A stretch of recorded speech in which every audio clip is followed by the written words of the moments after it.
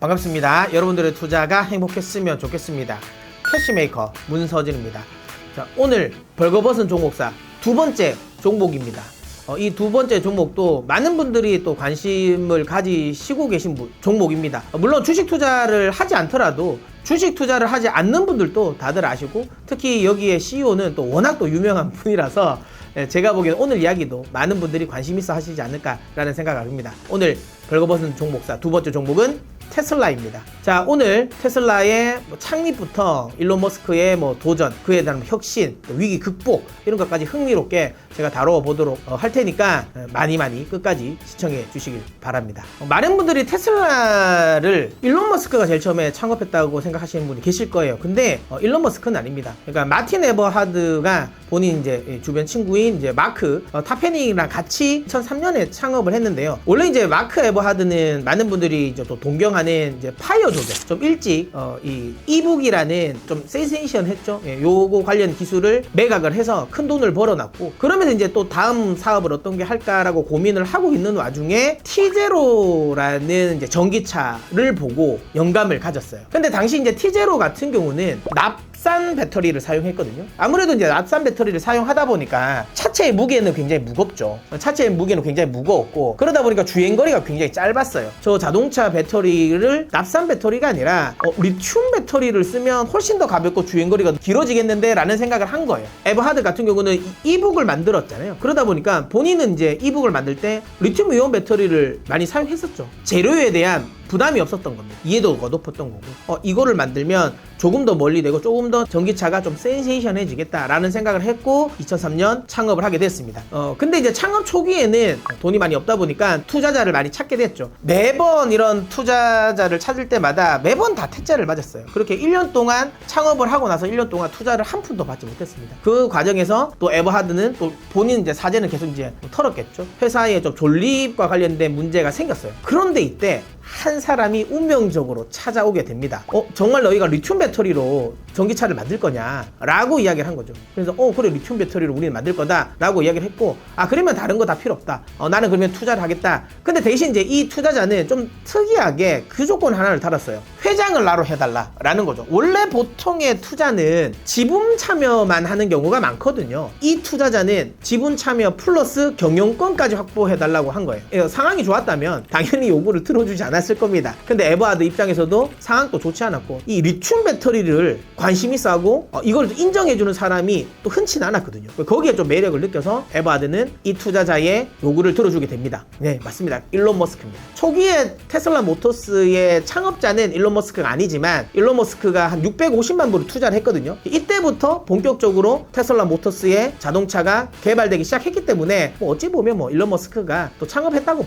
볼 수도 있는 부분이긴 합니다. 특이하지 않습니까? 지분만 원한 게 아니라 경영권까지 원했다라는 건데요. 이거는 일론 머스크의 과거, 아픈 과거가 있기 때문인데요. 머스크 같은 경우는 자기 동생이랑 사무실 하나를 얻어서 Zip2 코퍼레이션이라는 회사를 스타트업을 차렸어요. 지금으로 따지면 카카오맵 같은 요거의 전신이라고 보시면 돼요. 굉장히 좀 센세이션 했었던데, 그리고 그때 당시 시기적으로 닷컴 버블이 굉장히 좀 이 붐을 타고 있었을 때입니다. 이 Zip2 코퍼레이션 같은 경우는 굉장히 좀 승승장구를 했고, 그게 이제 컴팩에 한 2,200만 불에 팔렸어요. 그러면서 이제 어쨌든 큰 성공을 하게 됐죠. 이 Zip2 코퍼레이션이 첫 번째로 직원을 고용한 게 있었거든요. 우리나라 사람이었어요. 한국인. 이거 되게 신기하죠. 첫 직원이 우리의 공고에 속아서 왔다. 그러니까 숙식 제공이라고 했거든요. 근데 실질적으로 숙식 제공이라는 말은 미국에서는 사택을 내준다라는 말이에요. 집을 자기들이 해서 내주는 걸 숙식 제공이라 하는데, 그냥 사무실에서 그 자기들 형제들이랑 같이 먹고 자고 하는 거였어요.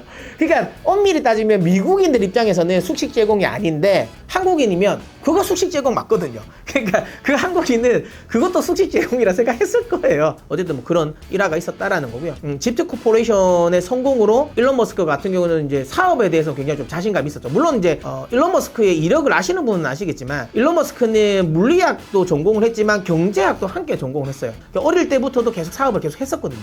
그러다 보니까 이제 추가적으로 또 사업에 대한 욕심이 생겼고, 그 벌어둔 돈, 사실 그 당시만 하더라도 나이가 20대 후반이었거든요. 근데 그때 당시 지금 한 250억을 벌었으면 웬만하면 그냥 그걸로 먹고 살려고 했을 건데 머스크는 또 한 번에 도전을 합니다. 그게 이제 X닷컴이라는 회사를 차리는데 이게 이제 인터넷 송금, 페이팔의 또 전신이라고 보시면 됩니다. X닷컴이라는 회사를 또 차리게 됐는데요. 초기에 이 인터넷 송금과 관련된 부분에 관심이 없을 때 시장에서는 좀 승승장구를 하고 있었습니다. 하지만 이 사업 역시도 초반에 비해서는 잘 되진 않았습니다. 계속 많은 문제들이 생기고 또 하나는 그때 당시 닷컴 버블이 있다 보니까 이 X닷컴뿐만 아니라 인터넷 송금에 관심이 있었던 많은 회사들이 거기에 뛰어들었어요. 그러면서 이 존폐의 위기가 있었는데 이때 또 운명적인 사람을 만나게 됩니다. 네, 바로 그 사람은 피터 트리입니다. 당연히 이제 피터 트리 그때 당시는 이제 페이팔을 운영을 하고 있었고요. 참고로 그 두 회사는 같은 건물에 층만 다른 데서 있었어요. 그래서 어찌 보면 굉장한 경쟁사였는데 뭐 엘리베이터 타면서 만나면서 얼굴을 좀 익었겠죠? 그러면서 생각보다 초반에 합병은 인수가 잘 됐었어요. 어차피 이 출혈 경쟁 하지 말고 합병을 해서 그 하나의 회사로 합치자라고 이야기를 한 거고 X닷컴과 그다음 페이팔이 합병을 했고요. 물론 그때 당시만 합병할 당시만 하더라도 뭐 직원 수라든지 기업의 뭐 브랜드 인지도나 이런 것들이 페이팔이 훨씬 더 높았어요. 그러다 보니까 이름은 이제 페이팔로 뭐 흡수 합병되는 초반에는 흐름이 사이가 좋았습니다. 그래서 잘 됐는데 초기에는 몰랐는데 회사 간 합병을 하다 보니까 회사 분위기도 다르고 근데 또 회사 일을 하다 보면 또 노른자 자리들도 있잖아요. 그걸 페이팔이 출신이 하는지 아니면 뭐 X닷컴 출신이 해야 되는지 뭐 이런 것들로도 마찰이 굉장히 많았어요. 그러다 보니까 이제 계속 이제 흔히 말하는 X닷컴의 직원들은 계속 퇴사를 하게 된 거. 그러면서 이제 머스크의 입지는 조금씩 이제 줄어들게 됐는데요. 그래도 어쨌든 공동대표로서 머스크는 입지를 계속 유지하고 있었거든요. 그런데 이제 사건이 터지게 됩니다. 그러니까 머스크가 워낙 이제 일 중독자잖아요. 그러다 보니까 일을 하면서 신혼여행을 못 갔었는데 미뤄뒀던 신혼여행을 가게 됩니다. 근데 이때 피터 틸이 반란을 일으킵니다. 그때 긴급 이사회를 소집을 해버려가지고 머스크를 대표에서 해임을 시켜버립니다. 신혼여행 가는 비행기에서 머스크는 해임이 됩니다. 물론 해임됐다고 불쌍해 할 건 없어요. 그냥 경영에 관여를 안 하는 거지 지분은 역시 많이 가지고 있습니다. 지분은 유지하고 있고요. 나중에 아시는 것처럼 이제 페이팔은 또 이베이에 또 매각이 되죠. 그러면서 이제 또 엄청난 돈을 가지게 되는 겁니다. 어쨌든 이런 이때에 이제 아픔이 있다 보니까 경영은 무조건 내가 가지고 가야 되겠다라는 생각을 하게 됐고요. 머스크가 투자한 회사들을 보면 지분 투자만 하는 경우는 거의 없어요. 머스크는 대부분 자기가 경영에도 참여를 하기 계속 합니다. 그거는 이때에 흔히 말해서 아픈 기억이라고 보시면 되고요. 이제 이 지분까지 가지고 경영까지 가진 머스크는 테슬라 모터스에 650만 불을 투자를 하게 됩니다. 그렇게 이제 이 돈 자본까지 확보된 테슬라 모터스는 로드스타를 개발하기 시작합니다. 초기에 로드스타 같은 경우는 그냥 그 영국의 이제 로터스 회사의 차체를 사왔습니다. 그 차체에 내부를 다 드러냅니다. 그리고 그 에버하드가 동경했던 T0의 구동 모터를 가지고 와서 거기에 모터를 심고 노트북용 리튬 배터리 7,000개를 병렬 연결로 묶어서 팩을 만든 거죠. 그 배터리 팩을 거기에 심었다고 보시면 됩니다. 그렇게 해서 로드스타가 만들어졌고요. 테슬라의 첫 모델인 로드스타 같은 경우는 배터리 팩만 사실은 뭐 테슬라가 만들었다라고 보시면 될 것 같아요. 뭐 머스크도 그랬고 그 다음 에버하드도 그렇고 다른 것보다는 이 배터리, 리튬 배터리 팩에 워낙 관심이 있었기 때문에 여기에 좀 집중했었던 것 같다라는 생각이 듭니다. 로드스타의 프로토콜 모델이 만들어졌는데요. 여기에 한 가지 문제가 생깁니다. 프로토콜 모델을 만들어서 다 운행을 하고 괜찮다라는 내부 판단이 섰고요. 그래서 이제 정식 출시를 결정을 하려고 하는데 이때 메일이 옵니다. 그 메일은 우리나라 LG화학이 보낸 메일입니다. 자, 그 메일 내용은 이랬습니다. 최근 우리 회사에 리튬 배터리를 탑재한 노트북이 발화 사고가 났다. 너희들이 사간 배터리도 위험할 수 있으니 우리가 리콜을 해야 되겠다 라고 한 거죠. 사실 테슬라 입장에서는 출시를 앞두고 있는 상황에서 리튬 배터리를 본인들이 만드는 배터리 팩에 리튬 배터리를 회수를 해가 버리면 출시일이 밀려져 버리거든요. 그렇다고 해서 리튬 배터리가 아닌 납산 배터리를 쓰기에는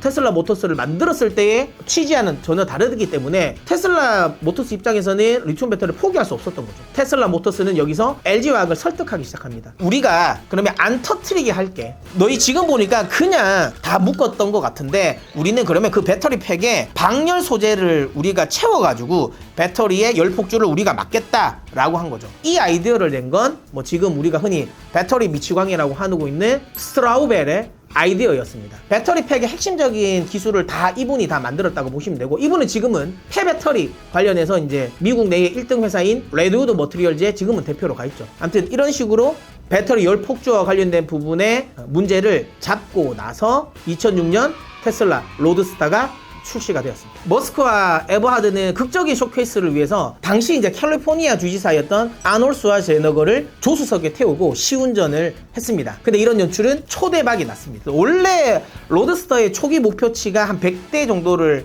예상을 했었는데요. 이 100대가 3주 만에 주문이 완료가 되었다라는 거죠. 자, 이렇게 승승장구하고 있던 테슬라 모터스는 또 한 번의 위기를 맞이합니다. 에버하드와 그 다음에 머스크와의 이 이견 대립은 저는 충분히 이해가 됩니다. 사실 머스크 같은 경우는 뭐 지금에 와서는 우리가 테슬라, 스페이스X로 기본적으로 어쨌든 엔지니어라고 많이 생각하지만, 사실 머스크는 초반에는 소프트웨어 개발자였습니다. 엔지니어지만 소프트웨어에 좀 특화되어 있는 인물이었고요. 에버하드 같은 경우는 하드웨어에 좀 특화되어 있는 인물이었습니다. 그러다 보니까 소프트웨어 전문가와 하드웨어 전문가가 이제 대립을 하게 된 거죠. 머스크는 이런 요구를 많이 했어요. 멋이 없다.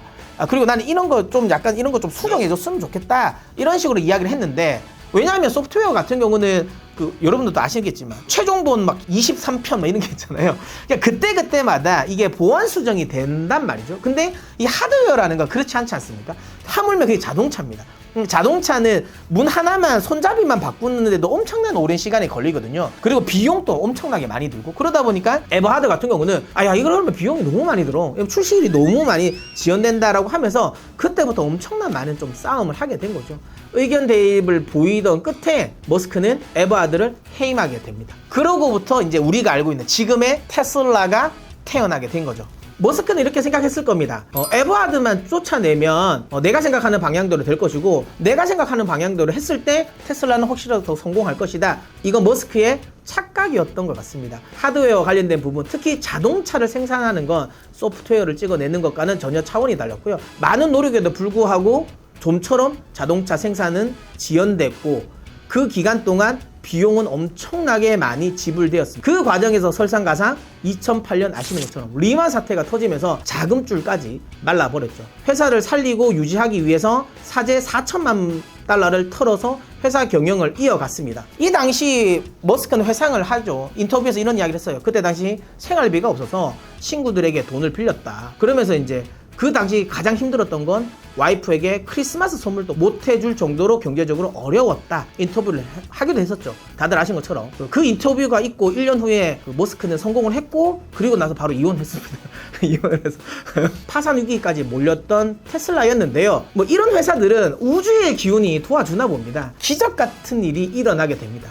그 일은 스페이스X에서 발생됩니다. 일론 머스크 같은 경우는 테슬라뿐만 아니라 당시 스페이스X에도 같이 투자를 하고 있었는데요. 이 스페이스X는 그 당시 3번이나 발사 실패를 하면서 스페이스X까지 파산 위기에 몰렸어요. 그런데 4번째 발사에서 발사 성공을 하게 됩니다. 그러면서 나사로부터 16억 달러 규모의 발주를 받게 되는 거죠. 거기에 추가적으로 더해서 당시 다임러가 스마트라는 전기차 모델을 생산하고 있었어요. 근데 뭐 이거는 올해 뭐 자동차 좋아하시는 분 아시는데요. 뭐 정말 조그만한 그 차가 있습니다. 스마트 조그만한 차가 있는데, 그 차에 들어갈 배터리 팩을 좀 만들어 달라고 요청이 옵니다. 그렇게 납품해달라고 한 규모가 5천만 달러였습니다. 그렇게 해서 투자를 받게 되면서 테슬라가 사업을 유지할 수 있게 되었던 거죠. 하지만 돈은 받았지만 테슬라 모터스의 근본적인 문제, 그러니까 생산 라인의 부재는 해결되지 않았던 거죠. 그런데 이 문제도 해결이 되게 됩니다. 리만 사태로 인해서 경영의 악화를 겪었던 토요타가 프리몬트 공장을 헐값에 내놓은 겁니다. 여러분들 프리몬트 공장이라고 하면 다들 아시는 것처럼 지금의 테슬라의 심장이라고 할 수 있는 그 공장입니다. 그 프리몬트 공장을 테슬라가 인수하게 되는 거죠. 물론 토요타는 일본 기업이다 보니까 고용 승계에 굉장히 민감했어요. 그러다 보니까 고용 승계를 조건으로 프리몬트 공장을 헐값에 내놨는데, 당시 테슬라는 생산직 숙련공들이 필요했던 시점이었거든요.